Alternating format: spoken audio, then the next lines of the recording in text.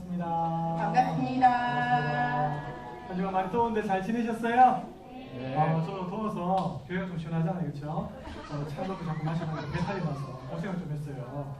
더울 때도 이렇게 또 따뜻한 거 먹는 게 좀 몸에 더 좋은 것 같다는 느낌이 듭니다. 우리 부모님들도 건강 잘 이렇게 관리하셔서 아이들하고 함께 무더운 여름 건강하게 잘 보내셨으면 좋겠습니다. 옆집이랑 같이 한번 인사하겠습니다. 한 주간도 정말 수고 많이 하셨습니다. 한 주간도 정말 수고 많으셨습니다. 수고 많으셨습니다. 한 번 더 인사하실 때 우리 지난주 말씀을 생각하시면서 이렇게 한번 인사하겠습니다.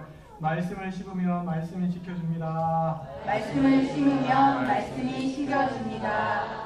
자, 우리 하나님 말씀 같이 한번 읽어보겠습니다. 시작. 여호와를 미워하시는 것, 곧 그 마음에 싫어하시는 것이 육실관이니 곧 교만한 눈과 잠언 6장 16절에서 17절 말씀. 아멘. 우리 주님께 감사 찬양하겠습니다.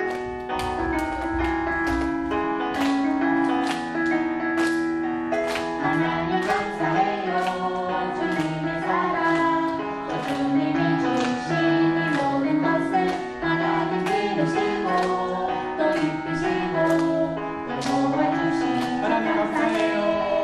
하나님 감사해요. 주님의 사랑, 또 주님이 주신 이 모든 것을 하나님 기르시고 또 입히시고 또 도와주신 것 감사해. 십자가 사랑 넘치는 은혜 놀라운 구원 감사 찬양해. 어디서든지 함께 하시는 그 크신 사랑 감사 찬양. 하나님 감사해요. 주님의 사랑, 또 주님이 주신 이 모든 것을 하나님 기르시고 또 입히시고 또 도와주시고 마지막으로 하나님 감사해요. 하나님 감사해요.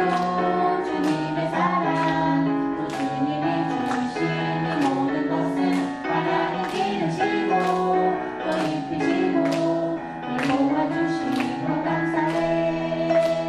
인도해 주시는 감사해.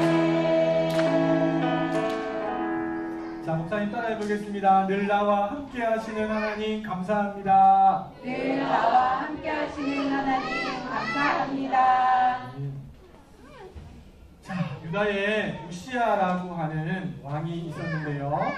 이 우시아는 16살 때 유다의 왕이 되었어요. 16살이면 이스라엘 사람들에게는 뭐 성년이 되긴 했지만 그래도 아직 이제 여러 가지 면에서 왕이 되기에는 어리고 부족한 거예요. 그런데요, 이 16살의 왕이 되었던 우시아가 무려 52년 동안은 유다의 왕으로 그렇게 나라를 다스리게 되었어요. 자, 그런데 이 유다의 우시아 왕에 대한 성경의 평가를 보면 어떻게 평가를 하고 있냐니까 하나님 앞에서 정직하게 행했던 왕이다라고 이렇게 평가를 하고 있어요. 이 정직하게 행했다는 말은 다른 말로 하면 하나님께서 주신 말씀대로 그대로 순종하면서 나라를 잘 다스렸다라는 최고의 평가죠. 자, 이 우시아 때에 유다를 천하무적이다라고 이렇게 말하기도 하는데 왜 그러냐면 보세요. 우시아 때 나라가 얼마나 강력했든지 우시아가 군사들을 일으키고 또 전쟁에서 나가서 전쟁할 때마다 승리를 하고 또 그것으로 모자라서 더 좋은 무기들을 만들고 나라는 더 견고한 성을 쌓아서 점점점 국방력을 강하게 만들었어요. 그래서 우시아가 나가서 전쟁을 하면 반드시 전쟁에서 승리하게 됐고요. 전쟁에서 진 나라들은 이 유다를 향해서 곡식도 바치고 돈도 바치면서 이 유다 땅을 섬긴 그런 나라가 되게 되었대요. 자, 이뿐만 아니라 우시아가 왕으로 있을 때 이건 뭐죠? 양이에요, 양. 이거는요, 소예요, 양과 소 할 것 없이 짐승들이 어마어마하게 많아졌어요. 너무너무 많이. 그리고 이 우시아는 특별히 농사를 좋아했는데요. 농사를 하자마자 많은 열매들을 거두게 된 거죠. 그래서 보세요. 나라는 안쪽으로나 바깥쪽으로 봤을 때 튼튼하고 강력하고, 그리고 경제는요, 경제는 얼마나 잘 되는지 모든 농사나 뭐 가축이나 할 것 없이 가정마다 다 풍족해졌던 거죠. 16살 때 왕이 되었던 우시아가 이렇게 이스라엘, 유다를 아주 강력하고 부유한 나라로 그렇게 만들었던 거죠. 자, 우시아 때에 이 유다가 강하고 잘 살 수 있었던 이유는 무엇일까요? 무엇 때문에 그럴까요? 우시아가 똑똑해서? 아니, 하나님께서 우시아를 도와주셨기 때문이지. 자, 우리 그 증거가 되는 말씀을 한번 읽어보도록 하겠습니다. 시작! 하나님의 묵시를 밝히 하는 스가랴에 사는 날에 하나님을 구하였고, 저가 여호와를 구할 동안에는 하나님이 형통케 하셨더라. 누가 형통케 하셨다고요? 하나님이. 이 우시아가 하나님 말씀대로 너무너무 잘하니까 하나님께서 형통의 복으로 나라의 안쪽이나 바깥쪽이나 할 것 없이 그렇게 축복하신 거죠. 자, 그런데 이 잘 나갔던 우시아가 교만하게 됩니다. 우시아는 왕이었기 때문에 마음만 먹으면 뭐든지 할 수 있는 사람이었어요. 그런데 유일하게 할 수 없는 것이 있는데 그것은 뭐냐니까, 왕으로서 성전에 들어가서 제사장들이 하는 하나님을 분양하고 예배하는 일들은 이 우시아가 어떻게 할 수 있는 일이 아니었거든요. 그런데 한날은 이 우시아가 제사장들 몰래 성전 안으로 들어가서 분향단을 손에 잡죠. 그리고 거기에서 분향을 하려고 하다가 제사장들이 소식을 듣고 대제사장이 용감한 제사장들 85명 모아서 다시 성전에 들어가서 우시아로 하여금 왕이시여 이러시면 안 됩니다 라고 막았어요. 그러자 이 우시아가 죄송합니다, 제가 실수했네요 라고 한 게 아니고, 거기에서 어디 내가 하는데 막고 그래 이러면서 화를 냈어요. 그 순간에 이 우시아의 이마에 문둥병이 발했어요. 문둥병은 하나님께서 저주하셔서 주시는 병이다 라고 사람들은 생각하고 있는 무시무시한 병이죠. 고칠 수 있는 병이 아니었어요. 엉덩이나, 그렇죠? 그리고 뭐 등이나 이런 데 문둥병이 발하면 그나마 숨길 수는 있잖아요, 그렇죠? 근데 이마에 팍 문둥병이 발하니까 더 이상 사람들 앞에 나설 수도 없어요. 왜냐하면 옮길 수도 있으니까. 그리고 사람들이 우리 왕이 문둥병에 걸린 거 보니까 하나님께 저주받았구나라는 생각도 하게 되겠죠. 그래서 하루아침에 유다의 강력한 나라의 최고 통치자가 하루아침에 그 나라에서 가장 낮은, 많은 사람들이 손가락질하는 문둥이 환자가 되어버린 거예요. 그래서 이 우시아는 죽을 때까지 별궁에서 혼자 지내다가 쓸쓸하게 죽음을 맞이하게 됩니다. 사랑하는 친구들, 만약에 우시아가 끝까지 하나님의 말씀을 붙잡고 하나님을 구하고 살았다면 어떻게 됐을까요? 아마 하나님께서 계속해서 형통의 복을 주셔서 그가 죽는 날까지 그 나라가 강력하게 아름답게 세워졌습니다. 그렇죠? 그리고 그가 죽고 난 다음에도 다윗처럼 우시아는 왕이 되어서 죽는 날까지 온전히 하나님만을 쫓았다라고 많은 사람들이 죽고 난 다음에도 우시아를 향해서 박수를 보내고 존경할 인물로 생각할 거예요. 그러나 우시아는 그렇지 않았습니다. 52년 동안은 잘했지만 그가 교만한 마음이 쑥 찾아오니까 내가 전부를 다 했지, 이 나라가 강해진 거, 부여진 거 다 내 때문이지, 이제 나는 성전에 들어가서 제사장이 하는 일도 할 수 있어, 이런 교만함이 쑥 찾아옵니다. 하나님께서 그 교만을 깨뜨리신 거죠. 소망합니다. 우리 사랑하는 우리 아마 3부에 나온 친구들이 일찍부터 하나님께서는 교만한 자를 미워하신다는 생각을 우리 친구들이 꼭 좀 기억했으면 좋겠어요. 하나님 누구를 미워하신다고요? 교만한 자. 누구를요? 교만한 자.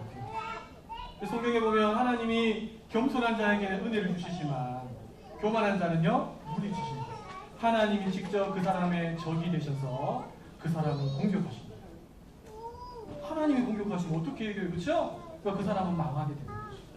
소망합니다. 우리 친구들 이 진리를 일찍부터 잘 깨닫고 하나님의 말씀을 사모하고 또 하나님의 말씀대로 순종하며 살아서 끝까지 하나님만을 높여드리고 나를 낮추는 겸손의 사람이 되어서 하나님이 끝까지 복을 주시는 우리 사랑하는 친구들 다 되시기를 예수님의 이름으로 축복합니다. 아멘. 예수님의 이름으로 축복합니다. 아멘. 우리 부모님들이 친구들이 귓가에 한번 이야기해 주세요. 하나님이 겸손한 자에게는 은혜를 주신단다. 하나님이 겸손한 자에게는 은혜를 주신단다. 자, 우리 부모님들과 함께 말씀을 나눠보겠습니다. 아이들 중에서도 교만한 아이들이 있고요.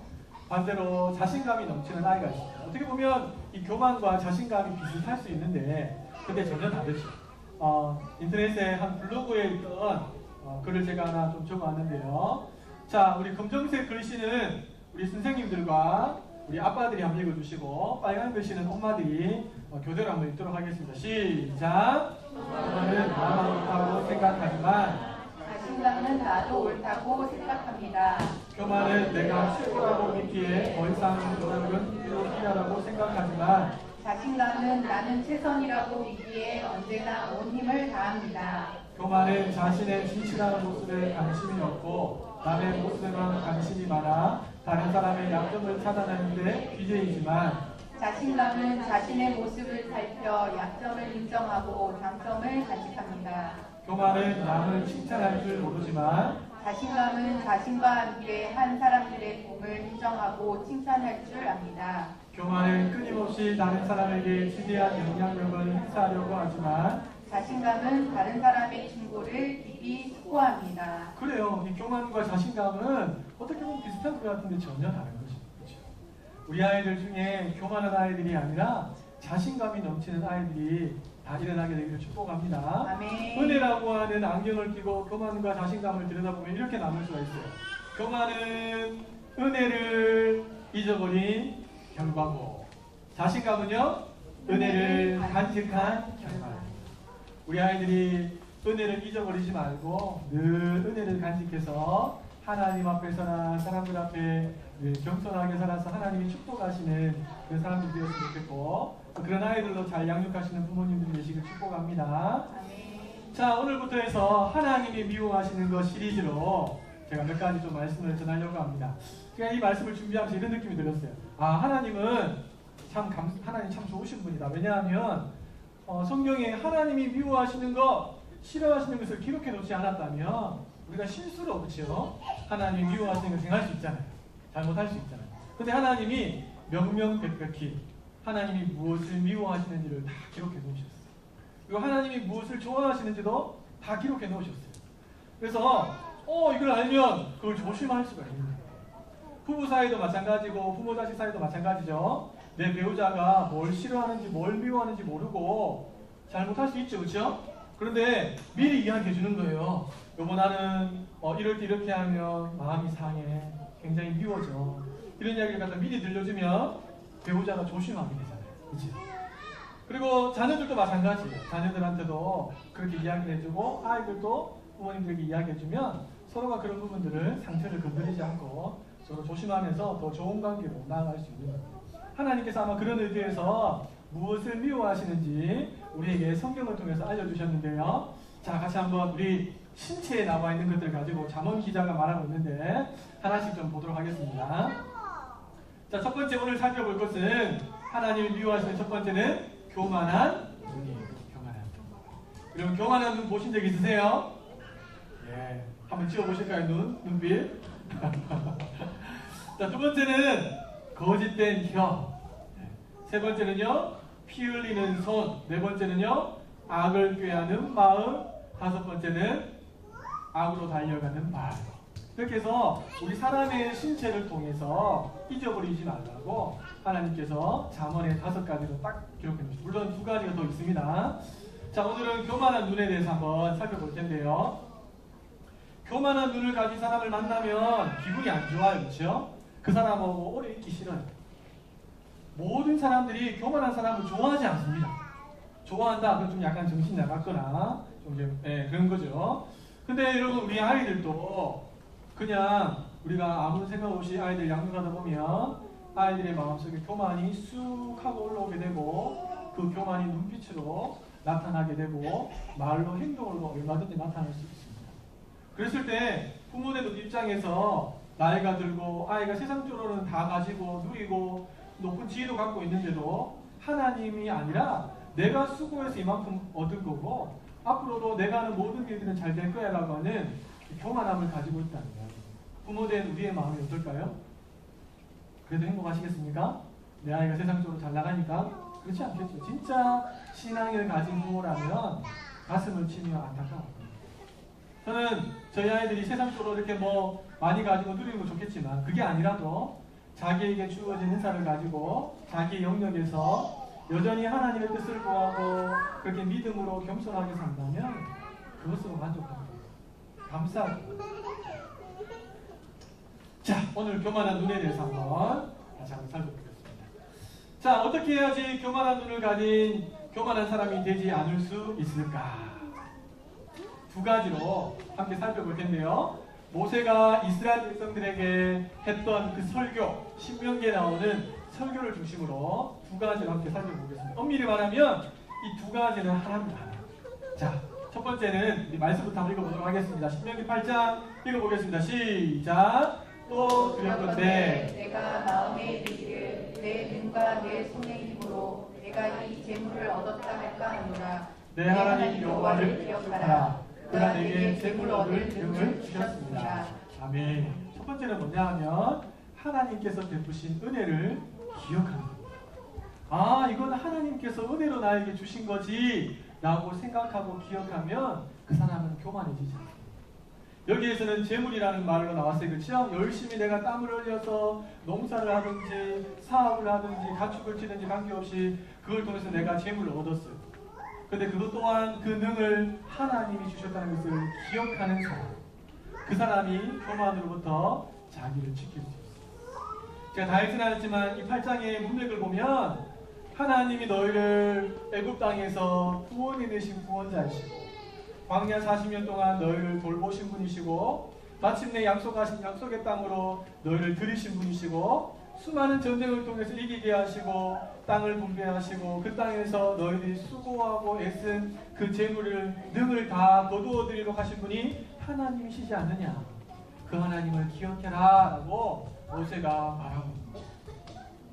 그래서 하나님께서 베푸신 은혜, 그 은혜에 대해서 우리 아이들에게 반드시 이야기해 주셔야 되고요.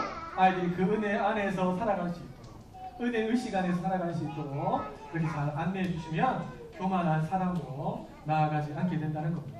자, 두 번째, 우리 신명기 8장 11절 말씀 읽어보겠습니다. 시작! 내가 오늘날 내게 명하는 여호와의 명령과 법도와 규례를 지키지 아니하고 내 하나님 여호와를 잊어버리게 되지 않도록 삼가할지어다. 아멘. 자, 여기 빨간 글씨를 보면 여호와의 명령, 법도, 규례를 어떻게 해요? 지키지 아니하고 그랬습니다. 다시 말하면 하나님의 말씀을 지키지 않는다면 그 말씀은 나하고는 별로 상관없는 말씀이 되고 그 결과 어떻게 되는가? 14절에 보면 이렇게 나와 있어요. 두렵건대 네 마음이 교만하여 내 하나님 여호와를 어떻게 해요? 잊어버릴까 하노라.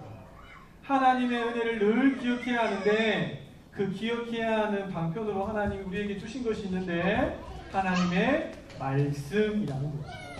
다시 말하면 하나님의 말씀을 내가 지켜 행하면 은혜를 깨닫고 그 말씀을 지켜 행하면 그 삶을 통해서 교만이 나에게 얼씬거리지 못하게 됩니다. 그런데 말씀을 알고는 있지만 내 삶으로 그 말씀을 옮겨놓지 않는다. 나는 여전히 교만 가운데 넘어질 수 있는 사람이 되는 것입니다. 일찍부터 아이들에게 성경 암송을 시키는 것은 너무너무 중요합니다. 그렇죠? 그래서 아이들이 잘하면 박수 쳐주고 야 너 암송 너무너무 잘했다라고 축하해주고 또 아이들이 뭐 주일학교 들어가면 챈트도 하잖아요. 그렇죠? 음악에 맞춰서 랩 비슷하게 하더라고요. 뭐 이렇게 해갖고 암송하는 게 너무너무 좋아요. 또 우리 교회 어하나 같은 경우에는요 정말 아이들이 얼마나 핵심 구절들을 잘 암송해서 분명한 신앙의 뼈대를 잘 갖추고 있는지 깜짝깜짝 놀라게 돼요. 근데 우리 부모님들 꼭 기억하십시오. 제가 예전에도 말씀드렸지만 내 아이가 많은 말씀을 암송했다는 그 자체만으로는 절대로 만족하시면 안 돼요. 그 말씀은 나에게 아무 능력이 없는 말씀이죠. 기억하세요? 우리 신앙은요, 그냥 아는 것에서 끝나는 게 아니에요. 진짜 내가 하나님, 그분이 그렇게 크시고 좋으신 분임을 믿고 그분의 말씀이 우리를 향해 우리를 살리게 해주신 생명의 말씀이라고 믿지 않는다면 그 말씀을 우리의 삶으로 옮겨놓지 못해요. 비슷하게 옮겨놓는 것처럼 보일 수 있을지 모르겠지만 그 삶에는 아무런 문제가 없어요. 경건의 모양은 있는 것 같은데 하나님은요, 사람은 속일 수 있지만 하나님은 속일 수 없어요. 내가 진짜 하나님의 말씀을 생명의 말씀으로 생각하고 붙드는지, 진짜 그렇게 내 삶으로 옮겨놓는지 하나님은 정확하게 아십니다. 자, 그러면 하나님의 말씀이 뭡니까? 우리가 지켜야 될 하나님의 말씀이 뭐죠? 쉽게 이야기하면 십계명이죠. 모세를 통해서 주신 십계명이고 또 그 외에 수많은 하나님께서 율법들을 주셨어요. 근데 그걸 압축하면 십계명이 되겠죠. 십계명은 둘로 나눌 수 있습니다. 1계명부터 4계명, 5계명부터 10계명에서 하나님을 향한 계명과 사람을 향한 계명을 나눌 수 있죠. 그리고 하나님 사랑, 이웃 사랑이 바로 하나님의 말씀, 우리가 지켜야 됩니다. 자, 그런데 하나님 사랑은 좀 내가 어떻게 할 수 있겠는데 사람 사랑이 쉽지 않거든요. 여러분, 그 사람 사랑 안에는 나랑 같이 한 입을 뜯고자 하는 내보다도 포함되어 있다는 사실 아십니까? 아멘 안 하시는 것 같아요. 내가 지금 힘들게 키우고 있는 우리 집 그 아이도 그 사람 사랑에 들어있다는 거 아십니까? 신자로 들어가는 그 모든 분들도 이 그 사람 사랑 안에 갈로밖에 아니라 들어와 있는 분임을 인정하세요? 그걸 지키지 않으면 아무 능력이 없어요. 예수님은 이 10계명을 3계명이라고 하면서 한 계명을 딱 주셨어요. 뭐예요? 서로 사랑하라. 우리 그리스도의 능력은 어디서 나오는 줄 아세요? 하나님 사랑, 사람 사랑에서 능력이 나옵니다. 그 사람의 기도를 하나님은 듣고 응답해 주시기를 기뻐하십니다. 그런데 내 안에 사랑이 없어요. 내 안에 미움이 가득해요. 엎드려서 기도해 보세요. 하나님이 길을 딱 막고 듣지 마십니다. 왜 내 기도는 응답이 안 되지? 하나님을 아주 좀 밑에 있는 신으로 생각한다면 그렇게 기도하는 분도 있겠죠. 그러나 진짜 위대하신 분이고 내 마음을 읽으시고 나의 안구 일었음을 아시고 멀리서도 내 생각을 통촉하시는 분이라고 진짜 믿는다면 회개하지 않고 기도할 수가 없는 거죠.